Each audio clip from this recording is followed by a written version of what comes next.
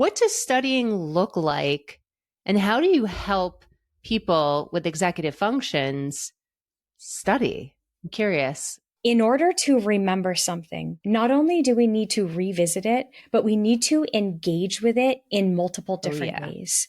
So you can't just read something and expect yourself to remember. And then you can't just read something, expect yourself to remember, and then you don't remember, and then beat yourself up for it. Like, of course you don't remember it. Yes, some people can do that. Most people cannot. You need to really engage with the material, whatever that looks like. Maybe it's taking notes. Maybe it's making flashcards. Maybe it's studying in a study group. Maybe it's going to office hours. Please go to office hours if you're listening.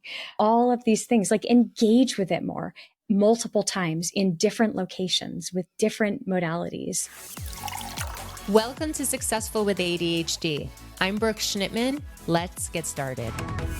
Hey everyone, and welcome back to another episode of Successful with ADHD. Today I have Hannah Choi from Beyond Booksmart. She's a communication and engagement specialist and executive function coach with experience supporting college students and adults in achieving their goals. So you're in for a treat today. We're going to be talking about how to support our college students with executive function. And Hannah specializes in helping individuals develop their time management skills, task initiation, self-advocacy. And in addition to her coaching role, Hannah hosts Focus Forward, a podcast dedicated to executive function skills, and leads community education webinars and presentation. She also serves as lead facilitator and content creator for the Motivation and Accountability program and as a school trainer for the Brain Tracks program, if that wasn't enough proof in the pudding that she's busy and she's qualified. She holds a bachelor's degree in psychology and American Sign Language, how cool, from the University of Rochester, and a master's of arts degree in education from UC Santa Barbara. And she lives in Connecticut with her husband and her 2 teenage children. So this is very personal to you, this topic, having teenagers, having ADHD yourself. Can you share a little bit about the fact that you have ADHD and when you learned it and how that connects to what you do right now? Yeah, sure.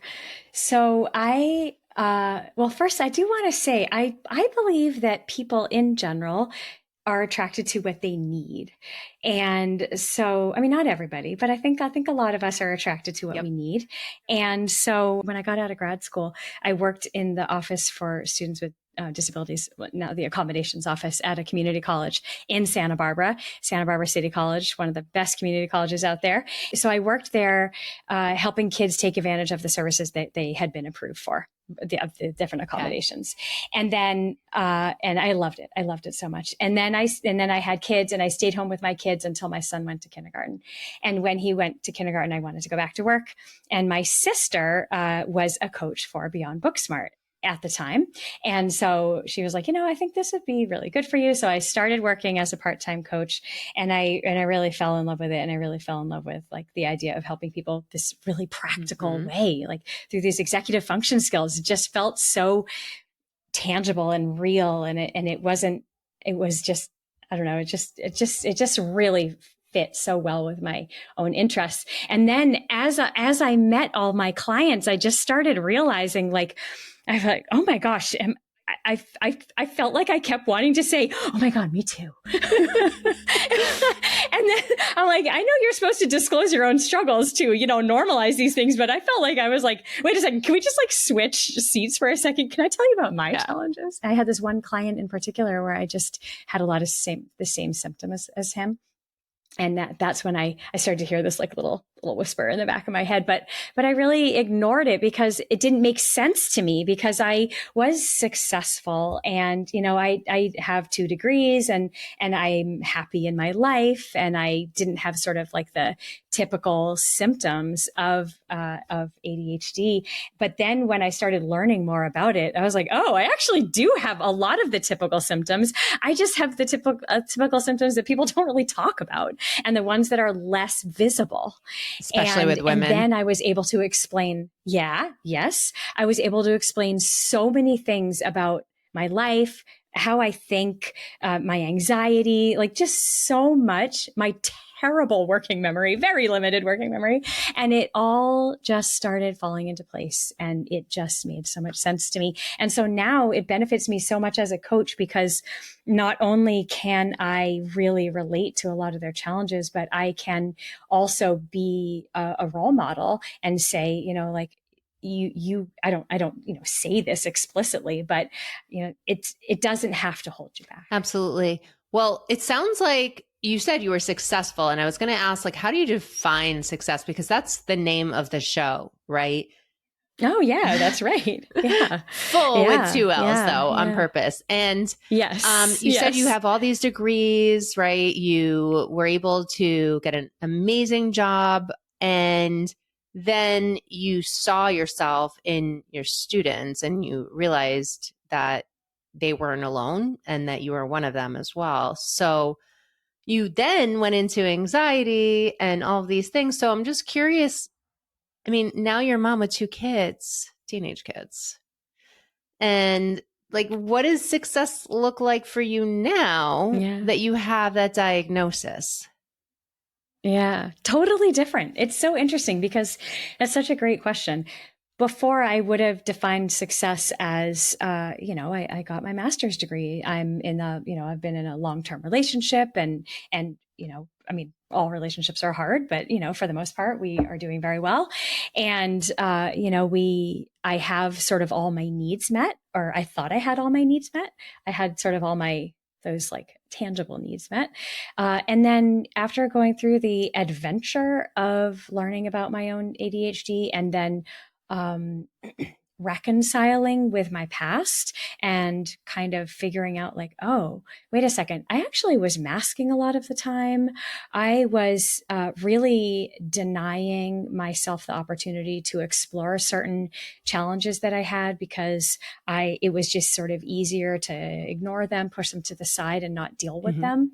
But when I compare myself to how I am now, like if I think of myself sort of like before this exploration that I've done, I realized that I was successful in this sort of like society's view from outside, but from the inside, I did not feel that way. And I did not feel confident. I had very low self-esteem. I was, pretty mean to myself with my self-talk. And so in that way, no, I wasn't. And now I feel just so much better. And I have this like very vivid memory. And it was such a simple thing. It was almost a non-event. I was walking home from dropping my kids off at school. And, I thought, you know what? I think I can be happier. And I think this was in 2016 or 2017. And then I said, I think becoming happier is probably going to involve reading a lot of books, like a lot of self-help books. Little did I know it also involved like getting an ADHD diagnosis, right? And but taking I action. can say now taking like doing many more things than just reading books. But it's so cool now, because while there are tons of more things that I would love to work on, and I'm still working on, and I'm still addressing, I can say, yes, without a doubt, I am happier than I was on that day. You mentioned that you have working memory struggles. I also struggle with working memory. So what did that look like in getting a master's and learning sign language and psychology and becoming an executive function coach? How did that impact you before you knew you had ADHD? That was just sort of a quirk of mine that I like had to write everything down, and I was going to be the person who would forget to bring the thing they were supposed to bring to the party, or if I was going to someone's house and I was supposed to drop off the sweatshirt that they left at my house before, I would never bring it. I'm sure, my apologies to anyone who's listening that I like owe you money, or I have something of yours that I was supposed to bring to your house that I accidentally own now. I mean, I always think, oh, when I die, I hope I get this chance to like look back and see, oh yeah, right, I was going to do that. I forgot about that. It's amazing. But somehow I got a degree. I really actually don't know how I did it. So when I look back, especially college, I look back like, I don't know how I did that. I really don't know. Somehow they agreed that I should get a degree. But I don't really know how I made it and through. You got the degree. Yeah. I did. I got, and then I went on and got my master's. I think one thing that made a big difference was you can tell when you look at my grades. My junior year is when I got rid of all those classes I didn't want to take and had to take the silly foundation classes. Yes. And then I was able to take all the classes that I really wanted to. And I had a 4.0 in my last 4 semesters. That's amazing. Because I was just like totally into it. I never even had to force myself. In the first 2 years, I really struggled. It was really hard for me to study. I would look around and I would see all these people like, how do they just study? They just study and then they just get an A. Yeah. Yeah. Like I would work so hard and be like, okay, I got a B minus. And the B minus is an 81. Right? Like, and yeah, I'm sure, right. Quote, study. I'm sure you know this as an executive function coach, and same with me, that people think that just studying is looking at the material. Yeah. Okay, I studied, I stared at the material, and now I'm going to memorize it. What does studying look like? And how do you help people with executive functions study? Yeah. I'm curious. Yeah. Yeah. And so I work with, as you said in my bio, I mostly work with college students. And I think what I didn't know at the time, and I think a lot of college students don't know, and a lot of just people don't know, and what I have learned over the years is that in order to remember something, we need to not only do we need to revisit it, but we need to engage with it in multiple different ways. So you can't just read something and expect yourself to remember. And then you can't just read something, expect yourself to remember, and then you don't remember and then beat yourself up for it. Like, of course you don't remember it. Yes, some people can do that. Most people cannot. You need to really engage with the material, whatever that looks like. Maybe it's taking notes. Maybe it's making flashcards. Maybe it's studying in a study group. Maybe it's going to office hours. Please go to office hours if you're listening. All of these things, like engage with it more, multiple times in different locations with different modalities, different mediums. Both modalities, like learning. Yeah, modality and medium. Exactly. Yeah. I love how you said go to office hours, because it's not just about learning at office hours. It's about the relationship with the teacher, right? Yes, absolutely. One of the things that I challenge all of my college students to do is to introduce themselves to their professors in the first 2 weeks of school. They don't have to become best friends, but they need to introduce themselves in person if possible. Of course, not if it's a virtual class, but that is such a game changer. My husband was just telling me that he read a study, or maybe not a study, but the president of Harvard said that he thinks, or maybe they did a study, that the way to have a great educational experience is to have a close relationship with your professors, and at least one where you really, really, really trust them, and you there's someone that you could imagine becoming friends with, or at least staying in touch with. And I have seen that in my clients. Absolutely, the students who feel comfortable to make that effort and make that happen, they just get, it's almost like they get things handed to them on a plate, because so true. They're like top of mind for those professors. Yep. Yeah. Oh, they need a research assistant. Oh, this person, because I already know them. Those little things. It's literally like the who you know rather than what you know. Yeah. Same thing happened to me when I was in college. To your point, I was way more engaged my senior and junior year in undergrad. But then when I went and got my master's in students with disabilities, I was laser focused. It was all core subjects that I love, and hands-on placement for students with disabilities. And it was amazing. And then to your point, I remember I was in this humongous lecture class for science. I think it was biology. And I was getting a B. I was pushing like a B minus. And I emailed the teacher and I said, I've been attending all of your lectures. I've been doing this. I kid you not. I got an A minus in that class because I emailed her. So you never know. Yeah. And this part of the conversation brings up something that is just so important about going off to college and being in college is learning self-advocacy skills. And there's so much involved with self-advocacy. And so that's why I love to talk about that with my clients' parents, if they are also in the picture, and just how important it is for kids to first learn to identify what they're feeling so they can identify what they need. If you don't know what you're feeling and what you need, you cannot communicate to someone what you need. And then if you don't feel comfortable communicating it to someone, then of course you're not going to speak up and get your needs met.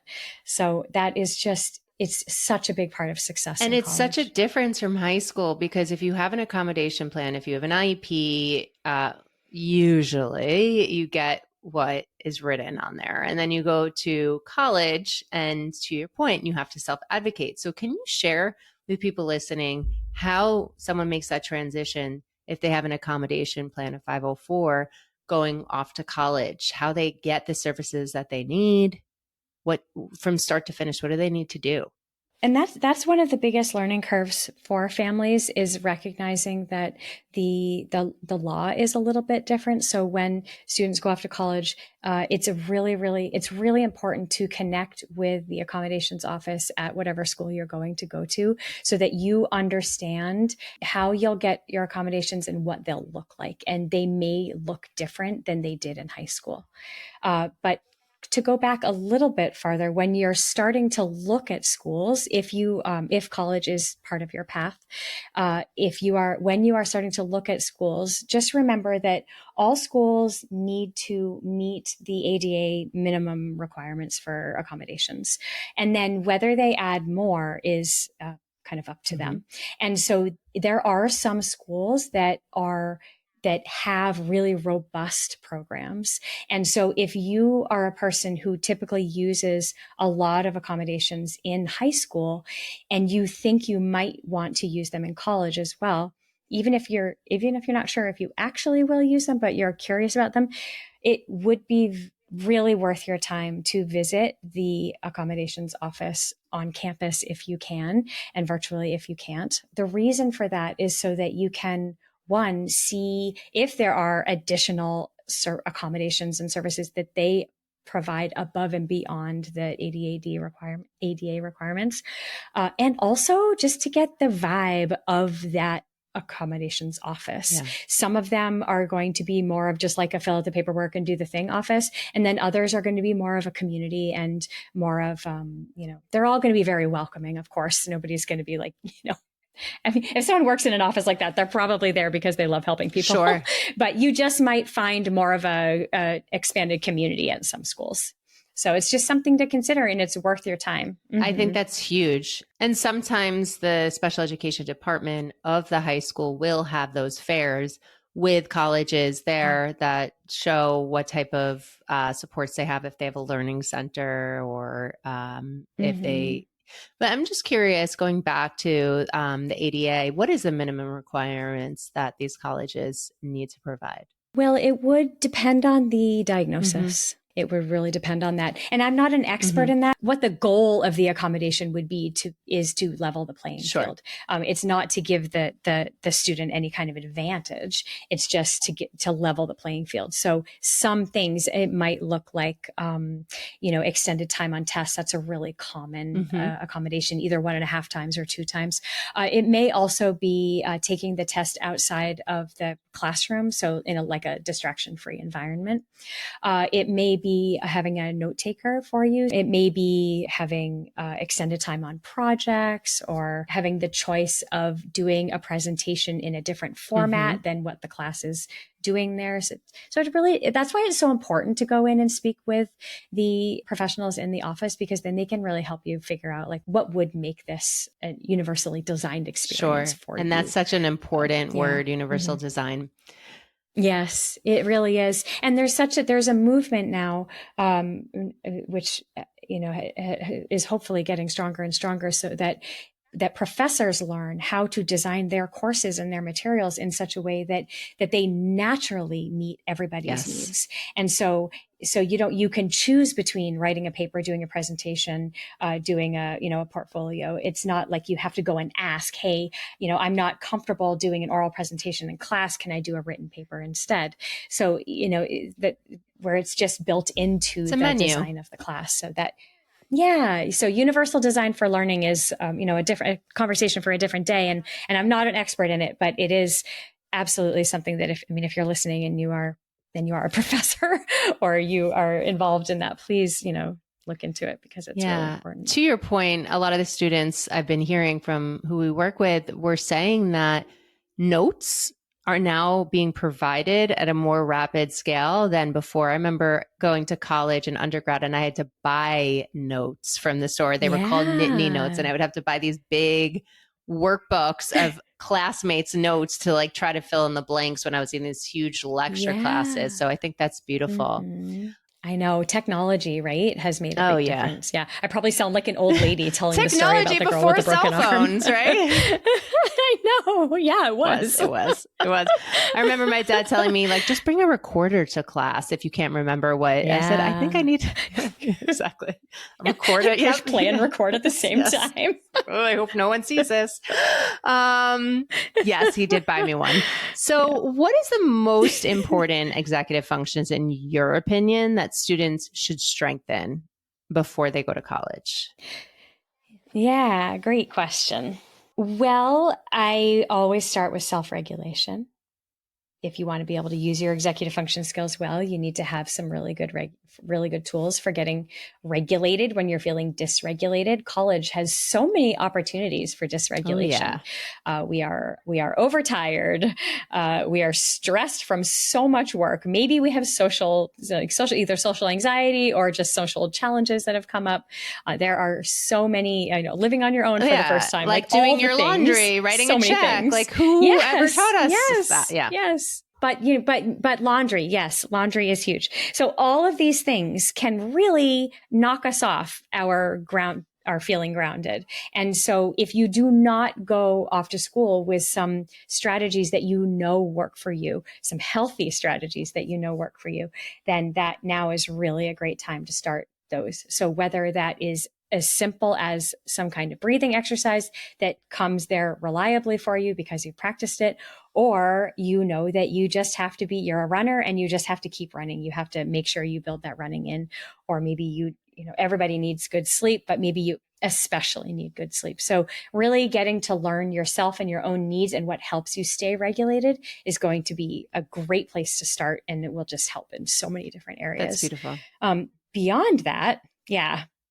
Beyond that, I would say that prioritizing and time management go together. And planning, prioritizing, time management, they really go together. And I think the difference is that when you are in high school, we can think of it as like 80% of the work is done at school in the classroom with guidance and 20% you're doing on your own. And then when you go to college, it really does flip and only about 20% is in the classroom. And then you have about 80% of it on your own. Oh my gosh, yes. And so it can really, it's such a trap because when we're in high school, we think, okay, well, I'm in school from 7:30 to 2:30, and then I go to a sport after school, and then I have my job, and then I go home and I babysit my siblings or whatever, all the home responsibilities. So they feel like they have no free time, and which is kind of true. They're not wrong. And then they go off to college and it's like, oh gosh, like I don't even have any classes on Wednesdays. I can do whatever I want. I don't have to do anything. It's free time. And party. It's like, no, it's a trap. Yeah, it is a trap. It's a trap. It is not free time. And that is such a huge difference. And I'll never forget one of my college students, I'm still working with him. He said, I really think I would have been better at managing my time in college if my time wasn't so structured for me by other people when he was in high school. And that wasn't anyone's fault. That's just the reality of a high school student these days, is most high school students have a very structured day, and it's structured by other people. And so of course they get to school and they have no classes on Wednesdays. Of course they're going to be like, yeah, it's free time. I like to say that our parents and our teachers are our executive functions in high school. And then we're just like thrown to the wolves and say, okay, like you said, you got to do laundry, you got to live in your own, you got to manage your schedule. You have to figure out how to build your executive functions. Good luck. And then you have to eat. Right. Exactly. You have to sleep. Right. And then sometimes you have to make early classes and sometimes you make late classes, but figure out your circadian rhythm too, please. Yes, please. Yes. But yeah, it's a lot. So I kind of start there. I start there whenever I'm asked that question and whenever I start working with a college student. And to like what you were saying, you were successful. And I find that so many college students who were brilliant in high school, who were really smart, who were honor students, just fall flat on their face, fail out the first semester, and then look for an executive function coach second semester. So for anyone listening, make sure if you can, I know you have a lot of responsibilities, but try to get your executive function coaching before college if you can. I agree. Yeah. So many students, I've worked with both, just like you, I've worked with students who I've been so lucky to work with them like in the summer before they go off. And then because I typically don't work with high school students, so sometimes I'll get them in the summer before they go off to school, or either second semester or first semester sophomore year. And there you do see a difference. You really do see a difference. That being said, hope is not lost if you are starting out with a coach second semester or your second year, because so much growth, right? So much growth. Yeah. So it's really beautiful. You mentioned the summer. What can parents do in the summer before freshman year to encourage readiness for their children without overmanaging? Yeah. Well, first of all, I think the summer before freshman year of college is a great time to start, but an even better time to start is when your kids are really little. So encouraging independence, autonomy from a very young age is going to really set your kids up for success. And also, it's really hard to do that as parents because we just need you to get your shoes on because we just need to get out of the door. So I cannot sit and wait for you to put your own shoes on. I get it. I need to tie your shoes. And if we have to bribe you with candy sometimes, I'm sorry, we're going to do that. Sometimes. Yeah. I mean, that's just how it is. But if all of a sudden it's the summer before freshman year and you realize I haven't had time to do this until now, there are so many great things that you can do. It is not too late at all. My first thing that I recommend is laundry. Don't send your kid off to school not knowing how to do laundry. There are so many executive function skills that are involved with doing laundry from beginning to end. It is a great way to practice it, and it saves a ton of embarrassment when they get to school and they don't know how to do their laundry. I heard a story. I always feel bad telling this story because I hope the kid who said this never hears it. But somebody told me once that their client asked if they were supposed to touch the clothes when they moved them from the washer to the dryer. And like that shows me that they really, really, really could have benefited from some laundry practice before going off to college. And that was probably stressful for that child because they didn't know, am I supposed to touch these clothes? Like, I mean, it's funny, we laugh and, someone said, oh, you use the tongs actually. But, it's like, let's avoid that situation. But it's that again is a step, right? And that person clearly is very literal, but like that's a step in all of the sequences to doing your laundry. It is right. It shows you how many steps there are and how many skills are right in there. So start with laundry. Also because they do have to practice those self-advocacy skills, I really recommend, like, if you're going to order takeout, don't order it on the app. call and have your child call and order the takeout. I had my kids start doing this when they were like 14 and they're just terrified. We practiced the whole thing. And at my daughter's 16th birthday, I asked her, what do you want to do for food? And she's like, oh, well, I already called the restaurant and found out how much we need to order, when we need to order it. And I was like, oh, my job is done. Wow. So and so that now I don't worry that she's going to be able to advocate for herself. So that's a really great thing. And I think anything that's low stakes, just practice anything that's low stakes.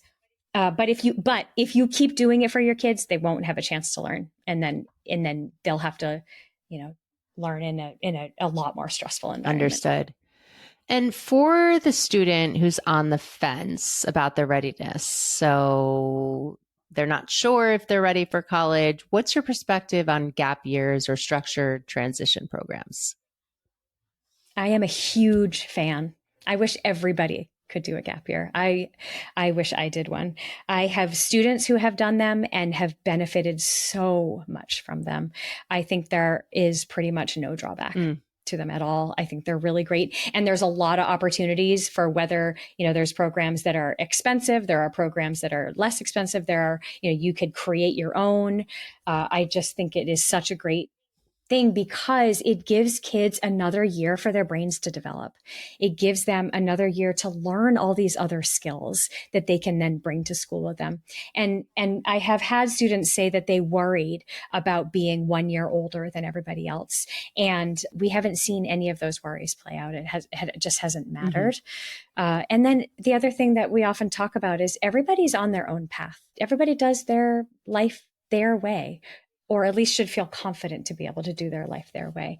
And so if anybody is hesitant to do a gap year because they think, oh, well, it's not what everybody else is doing, or then I'm going to be like a 19-year-old freshman, I just think that when to get there, it won't matter. You'll just be a little bit more mature than everybody else. Love it.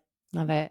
And then when students go to college, for those who were heavily relying on their parent reminders in high school, what would you say could replicate or modify that accountability in college without creating that dependence on someone else?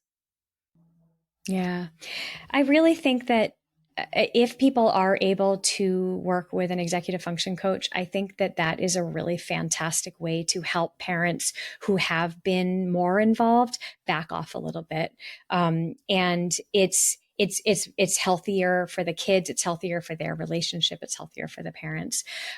If you don't have executive function coaching as an option, there on campus, there are so many different services that kids can take advantage of. Their academic advisor is a really important person for them to rely on and to get in touch with. Also, getting to know your professors can really make a big difference. And then the mental health services on campus as well, taking advantage of anything on campus, the writing centers. There are so many services that come with your tuition at the school that I really encourage people to take advantage of. And then a big part of it is just being open to trying new things.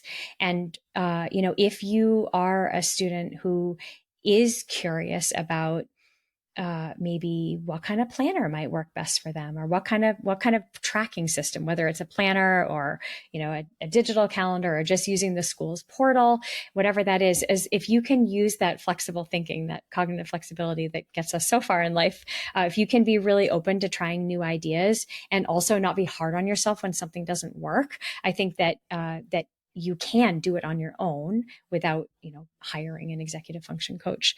So I know, unfortunately, not everybody can get access to that. So with that all being said, do you think colleges should directly teach executive function skills as part of orientation or freshman seminars? Yes, absolutely. And many do. Many have, pre-orientation, programs maybe over the summer or right before school starts, where kids who, maybe have been either self-identified or identified by the school as someone who might be at risk for struggling, then maybe they can, attend something like that, or they can just opt into it. And then, some schools will offer tutoring centers that provide EF support. But yes, I think they should be explicitly taught. I had a student who she did not do well her first semester freshman year. Second semester, we worked together. And her school, because she was on academic probation, her school enrolled her in a pass-fail 1-credit class on executive function skills. It was so cool. I know, it was so cool. And she's a senior now. We don't even need to work together anymore. She is like, oh, actually, she was on, I brought her on the Hypercast podcast. If anybody wants to hear my student Caroline speak, she was on the Hypercast podcast with me, with Melissa and Brianna. When I used to be a special education teacher, we had a executive function class. And I remember when teaching this, it was a pull-out class instead of an elective. And I remember teaching this and I was like, it's crazy that you need to have an IEP to get this class. Right? This needs to be universal. Yeah. One of the divisions of Beyond Booksmart is called Brain Tracks, and it's a teacher training program. So we do professional developments for teachers to learn about executive function skills, not so that they can necessarily explicitly teach it to their students. We hope they do, but so that they can build the EF strategies just into their teaching and into their classroom. So it's just more naturally part of it.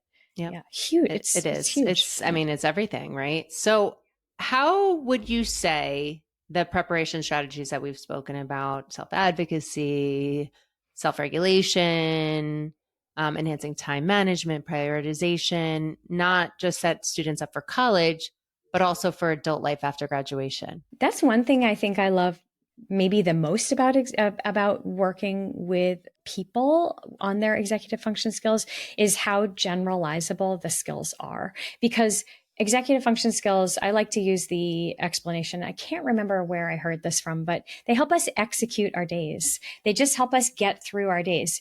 It's not like they're just for academics or they're just for work or they're just for laundry. They're for every aspect of our lives. And the tools and strategies that you use in, say, school can be used just as easily in your adult life when you're out of work. So I supported a student once he graduated. He was in college and he graduated, then he went on to his next job. And we just kind of kept using the same tools and strategies. We just now applied them to his job. It was seamless. Yeah. It was really cool. And it's true. Yeah. And with that, what's the most common misconception about executive function skills that you run into? I think it's that they are only for academics. Yeah. I think so. And which is a shame because adults also can practice their executive function skills and then have a better life experience. I know how I would answer this, but I'm curious on what you tell parents the difference between executive function coaching is and tutoring. Yeah. So tutoring, the way that I explain it is that tutoring is someone who you would bring in when you are working on one specific topic. Maybe it's, math or writing. And yes, there are a lot of executive function skills involved with math and writing, but the skills that you're going to learn from that tutor are specific to that topic. And some may be generalizable to other areas of study, but most of them are not going to be, and they're going to be more for just that. And then an executive function coach could help somebody in all of the areas without actually knowing the topic, which is pretty crazy. Like I have helped kids who are doing math, and you do not want me to do math because we work on the planning, the time management, the self-regulation around doing math. I'm not actually helping them with the math later, but I'm getting them set up to be successful with math.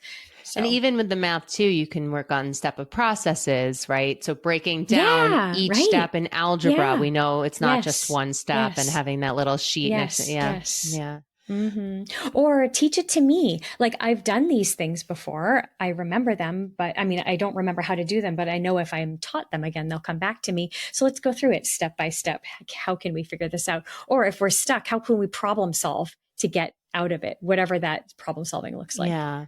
Yeah. So you mentioned procrastination and task initiation. So what would you say is one strategy that you could share that makes the biggest impact quickly? Yeah, everybody is different. I just had a conversation with one of my college students the other day, and he was saying that he's getting his work done, but he is in a cycle where he is kind of finishing everything right before it's due, and he's trying to break out of that. And I was telling him about how once I had learned about I was interested in learning how to run faster. I'm a runner, but I'm kind of a slow runner, and I wanted to learn how to run faster. And one of the recommendations was, well, just run faster, which sounds very silly and too simplistic. But if you think about it, it is. It is one thing that you have to do to run faster is you have to run faster. And yeah. And so I said, I feel like we can apply the same lesson to if you want to get your stuff done earlier, you have to do it earlier. Start earlier. You just have to do it earlier. I'm not saying it's easy to do that, but that kind of is what you need to do. And so once we have identified starting earlier as a strategy that will work, then we can support it with how are we going to remind you to start earlier? How are you going to engage with the material more so that you're more interested in starting earlier? How are you going to find the meaning in it and why you should start earlier? So it's working backwards. Yeah. You know, the goal is to start earlier. So how can we get to that goal? Yeah. By asking those deliberate questions. Yeah. Okay, here's a tough one that I would love for you to answer because I know that a lot of parents are listening here. Defiance. So parents often confuse with can't with won't, right? How can families distinguish between a child who lacks executive function skills and one who's being defiant? Well, this reminds me of a webinar that we held recently, and we called it Your Kid's Not Lazy. And I dared everybody who was attending to try to beat me in an argument about that, because I know I've heard people say that my kid is lazy, and I will always push back and say that as humans, I don't think we are lazy. Laziness, defiance, that's going to be something that you, I guess, would see in every single aspect of someone's life. And I guarantee you that there are things that that child is not defiant about. And I guarantee you that there are things that kids are not lazy about. And so it looks like laziness. It looks like defiance. I would argue it's executive function skill gaps. Yeah. And I will argue that till the very end. Oh, yeah. We humans want to do well. Kids do well when they have what they can to do well. Yeah. And I feel like when we label them as lazy, when we label them as defiant, we are already setting them up for having a harder time. I was talking to a dad yesterday about his son who is repeating a certain grade. I'm not going to be too specific here. He's tried everything under the sun that he knows he rewards. Then he took away one of his favorite sports. And I said, your child must be really depressed right now. I mean, he has nothing to look forward to. Nothing. Yeah. And I said, do you really think that he's being defiant, or do you think there's something else that we just don't see here? He has a 504 plan and he's getting D's and F's. Well, have you looked at an IEP? Have you asked for a full battery of assessments? The dad tells me that he himself had a reading disability. I said, do you think that also it might be aligned with your child? So it's, to your point, there's a reason why the behavior is being caused if that behavior is not universal. Yeah. I really love that saying that behavior is a message, and it's up to us as the adults to take the message and then to figure out how to interpret it. Yeah. And that's hard. It's hard. It takes effort, and no, it isn't. I mean, even with our own kids, I'm sure, it's like I do this for a living, and yet I still struggle to help my kids sometimes. My two stepsons both have ADHD, and I had one of my coaches work with one of them because it's too much of an internal battle. Yeah. And that's why we exist, right? Mm-hmm. Okay. So how can families build an executive function friendly home environment without turning it into a boot camp? Slowly. If you're making a switch, do it slowly. That analogy, you can run a marathon, but you can't do it tomorrow. Mm-hmm. So yes, slowly. I think a really big part of it is collaboration. If you impose change, and if you impose rules, if you impose systems on people, they are a lot less likely to use them. One of the things we always say at Beyond Booksmart is we meet people where they are. And so you'll really need to figure out, like, where are your kids? Where is the rest of your family? Maybe it's your partner. Maybe it's yourself. Where is everybody in their readiness to make a change and their readiness to adopt a new system.